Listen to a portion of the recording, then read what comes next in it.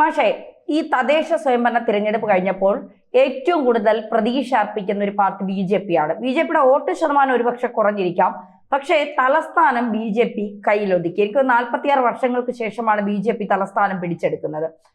അവിടെ പിന്നെ CPM-ന്റെ കുറെ മേയറുടെ കുറെ കെടുകാര്യസ്ഥതയൊക്കെ ഉണ്ടായിരുന്നു. തിരുവനന്തപുരം ഫോക്കസ് ചെയ്തു. ബി ജെ പിയുടെ പുതിയ അധ്യക്ഷൻ വന്നതിന് ശേഷം കുറെ തെറ്റുകൾ തിരുത്തിക്കൊണ്ടുള്ള മുന്നോട്ട് പോക്ക് അത് കൃത്യമായി വിജയിച്ചു എന്ന് വേണം കരുതാൻ.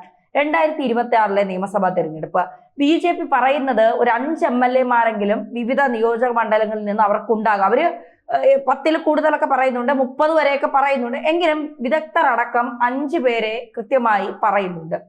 എവിടെയൊക്കെയാണ് ബി ജെ പിക്ക് സാധ്യത? ഇനി ഒരു വേഗതയും സഞ്ചാരവും ഒക്കെ എങ്ങനെയായിരിക്കും? അല്ല, ഈ തെരഞ്ഞെടുപ്പ് ബി ജെ പിക്ക് ഒരു വശത്തൂടെ ആഹ്ലാദിക്കാമെങ്കിലും മറ്റൊരു വശത്തൂടെ നിരാശപ്പെടേണ്ടി വരും. കാരണം ബി ജെ പിക്ക് ഈ തെരഞ്ഞെടുപ്പിൽ ലഭിച്ചത് 14.7% വോട്ടാണ് ഇലക്ഷൻ കമ്മീഷൻ്റെ കണക്കനുസരിച്ച്. അല്ലാത്ത വേറെ കണക്കുകളിൽ ചിലപ്പോൾ 16% എന്നൊക്കെ പറയുന്ന വാർത്തകളുണ്ടാകും. അപ്പോൾ ഈ 14.7%-ലേക്ക് ബി ജെ പി താണു കഴിഞ്ഞപ്പോൾ ബി ജെ പിയുടെ പ്രതീക്ഷകൾ, കാരണം ലോക്സഭ തെരഞ്ഞെടുപ്പിൽ 20% വോട്ട് കിട്ടിയാണ്. അപ്പോൾ മൊത്തത്തിൽ പ്രതീക്ഷിച്ചുകൊണ്ടിരുന്നത് ബി ജെ പി അടിച്ചു കയറും എന്നുള്ളതാണ്. അങ്ങനെ ഒരു അടിച്ചു കയറ്റം ബി ജെ പിക്ക് നടത്താനായിട്ട് കഴിഞ്ഞില്ല. പക്ഷേ ബി ജെ പിക്ക് പല ഗ്രാമപഞ്ചായത്തുകളും നേരത്തേനേക്കാൾ കൂടുതലായിട്ട് കൊണ്ടുവരാൻ കഴിഞ്ഞു. പക്ഷെ മുനിസിപ്പാലിറ്റിയിൽ അവർക്ക് തിരിച്ചടി ഉണ്ടായി. അവർ ഭരിച്ചിരുന്ന 2 മുനിസിപ്പാലിറ്റികളും അവർക്ക് ഗുണമില്ലാത്ത രീതിയിൽ അവസാനിച്ചു. പന്തളത്തുനിന്ന് അവർ പുറത്തായി, പാലക്കാട് അവർ കേവല ഭൂരിപക്ഷത്തിൽ നിന്ന് പുറത്തായി. പുതുതായിട്ട് അവർക്ക് ഒരു മുനിസിപ്പാലിറ്റി ലഭിക്കുന്നത് തൃപ്പൂണിത്തുറയാണ്. അവിടെയും കേവല ഭൂരിപക്ഷമില്ല. അപ്പോൾ മുനിസിപ്പാലിറ്റിയിൽ ഗുണകരമല്ല. കോർപ്പറേഷനിലൊക്കെ സീറ്റുകളുടെ വർധനം ഉണ്ടായിട്ടുണ്ട്. ഇപ്പോൾ മൊത്തം നോക്കിയതിൻ്റെ അത്ര ഗുണകരമായ ഒരു അവസ്ഥയിലല്ല ബി ജെ പി എന്ന്. പക്ഷേ ബി ജെ പിക്ക് പ്രൊജക്റ്റ് ചെയ്യാനായിട്ടൊരു സംഭവം കിട്ടി. കഴിഞ്ഞ 2 തദ്ദേശ സ്വയംഭരണ സ്ഥാപനങ്ങളൊക്കെ നടന്ന തെരഞ്ഞെടുപ്പിൽ കേവലം 35 സീറ്റ് മാത്രം ഒതുങ്ങി നിന്നിരുന്ന തിരുവനന്തപുരം 50 സീറ്റാക്കി മാറ്റാം. 50 സീറ്റാക്കി മാറ്റിയെന്നുള്ളതല്ല, തിരുവനന്തപുരം കോർപ്പറേഷൻ പിടിച്ചെടുത്തു. തിരുവനന്തപുരം കാവിയായി എന്ന് പറയിപ്പിക്കാനായിട്ട് കഴിയുകയും ഇത് വലിയ ഒരു മാറ്റമായിട്ട് പുറത്ത് പ്രചരണത്തിന് സാധ്യത ഉണ്ടാക്കുകയും ചെയ്തു. നരേന്ദ്രമോദിയും അതേപോലെ മറ്റ് ബി ജെ പി നേതാക്കളൊക്കെ കേരളത്തിലെ ബി ജെ പി നേതാക്കളെ അഭിനന്ദിക്കുന്ന കാഴ്ച നമ്മൾ കണ്ടു. മോദി ട്വീറ്റ് ചെയ്തു. ശരിക്കും പറഞ്ഞു, കേരളത്തിലെ ജനങ്ങളെ വലിയ തരത്തിൽ ബി ജെ പി വിജയിപ്പിച്ചതിൽ എന്ത് ചെയ്തു, അഭിനന്ദനങ്ങൾ നൽകുകയാണ് ചെയ്തത്. പക്ഷെ അങ്ങനെ ഒരു വിജയം ബി ജെ പിക്ക് കേരളത്തിലില്ല എന്നുള്ളത് നമുക്കറിയാം. പക്ഷേ ഈ തിരുവനന്തപുരം കോർപ്പറേഷൻ എന്ന് പറയുന്നത് അവർക്ക് ഭാവിയിൽ അവരുടെ രാഷ്ട്രീയം കെട്ടിപ്പടുക്കുന്നതിന് വേണ്ടിയുള്ള ഹെഡ് ക്വാർട്ടേഴ്സാക്കി വേണ്ടി മാറ്റിയെടുക്കും. അതാണ് അവരുടെ അഡ്വാൻറ്റേജ്, ഏക അഡ്വാൻറ്റേജ് എന്ന് പറയുന്നത്. അത് മികച്ചതാക്കി മാറ്റുന്നതിന് ഒരുപാട് വാഗ്ദാനങ്ങൾ തെരഞ്ഞെടുപ്പിന് മുമ്പ് പറഞ്ഞിട്ടുണ്ടായിരുന്നു. തെരഞ്ഞെടുപ്പ് കഴിഞ്ഞ് 45 ദിവസം കഴിയുമ്പോൾ ഇന്ത്യൻ പ്രധാനമന്ത്രി നരേന്ദ്രമോദി തിരുവനന്തപുരത്ത് വരുമെന്നും തിരുവനന്തപുരത്തിൻ്റെ വികസനത്തിനുള്ള വലിയൊരു പ്രൊജക്റ്റ് അവതരിപ്പിക്കുമെന്നും പറഞ്ഞു.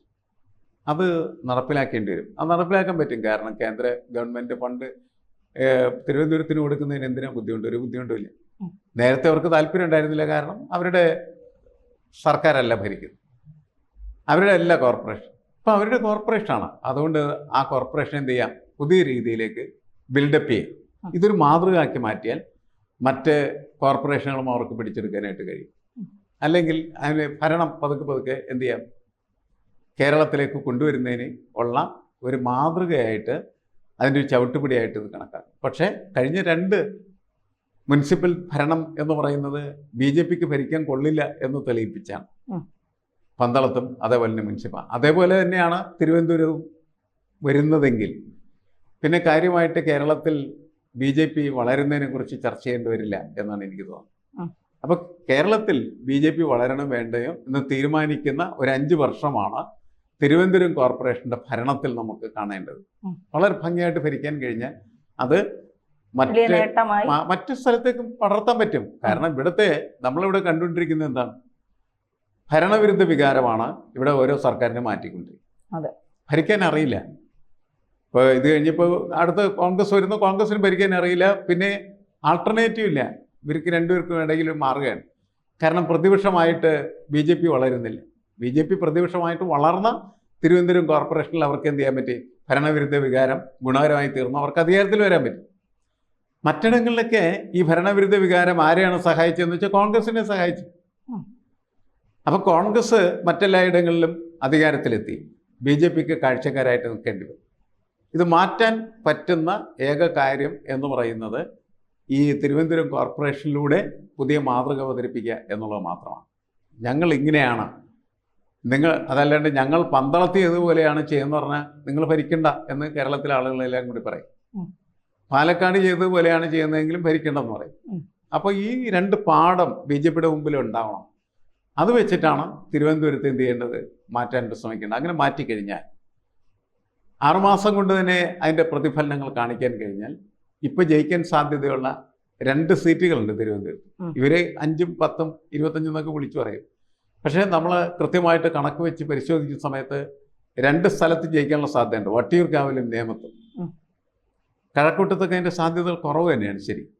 പക്ഷേ ഈ ഭരണത്തിൻ്റെ മികവ് കൊണ്ട് കഴക്കൂട്ടത്തും വേണമെങ്കിൽ എന്ത് ചെയ്യാൻ പറ്റും, ജയിക്കാം എന്ന നിലയ്ക്ക് മുന്നോട്ട് വരാവുന്നതാണ്.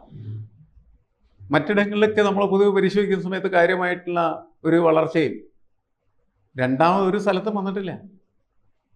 ജില്ലാ പഞ്ചായത്തിൽ 2 സീറ്റുണ്ട്, ഒന്നായിട്ട് കുറയാണ് ചെയ്തിരിക്കുന്നത്.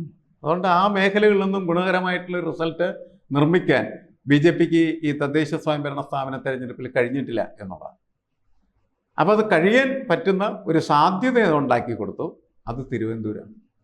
ആ തിരുവനന്തപുരം എങ്ങനെ മികച്ച ഒരു കോർപ്പറേഷനാക്കി മാറ്റുകയും അവർ നേരത്തെ നൽകിയിരുന്ന വാഗ്ദാനം പോലെ ലോകത്ത് തന്നെ ഉള്ള ഏറ്റവും നല്ല പട്ടണങ്ങളിൽ ഒന്നായിട്ട് തിരുവനന്തപുരത്തെ മാറ്റാൻ കഴിയുകയും ചെയ്താൽ അവർക്ക് സാധ്യതകളുണ്ട് വളരാൻ.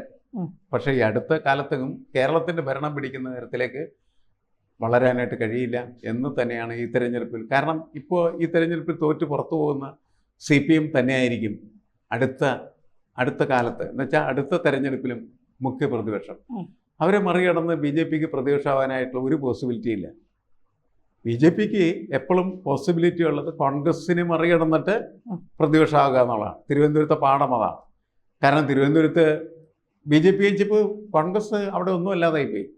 20 സീറ്റ് എന്ന് മാത്രമല്ല, വളരെ പരിതാപകരമാണ് അവരുടെ വോട്ടവസ്ഥ എന്ന് പറയുന്നത്. അപ്പോൾ അവിടെ എളുപ്പത്തിൽ ഇറോഡ് ചെയ്യാൻ പറ്റുന്നത് കോൺഗ്രസിൻ്റെ വോട്ടുകളെയാണ്. അതിന് കഴിയണമെങ്കിൽ തീർച്ചയായിട്ടും നല്ല മാതൃകകൾ നിർമ്മിക്കുകയും മുന്നോട്ട് പോകാനായിട്ട് കഴിയുകയും ചെയ്യണം. ആ സാധ്യതയുടെ അടിസ്ഥാനത്തിൽ മാത്രമാണ് നമുക്ക് വിദൂര ഭാവിയിൽ അടുത്ത ഇപ്പോൾ നരേന്ദ്രമോദി പറഞ്ഞ ഒരു കാര്യം എന്താണ്? അദ്ദേഹം പറഞ്ഞു, തിരുവനന്തപുരം കോർപ്പറേഷൻ ജയിച്ച സമയത്ത് അദ്ദേഹം പറഞ്ഞതെന്ന് വെച്ചാൽ, ഇങ്ങനെയാണ് ഗുജറാത്തിൽ ഞാൻ അധികാരത്തിൽ വന്നതെന്ന് പറഞ്ഞു.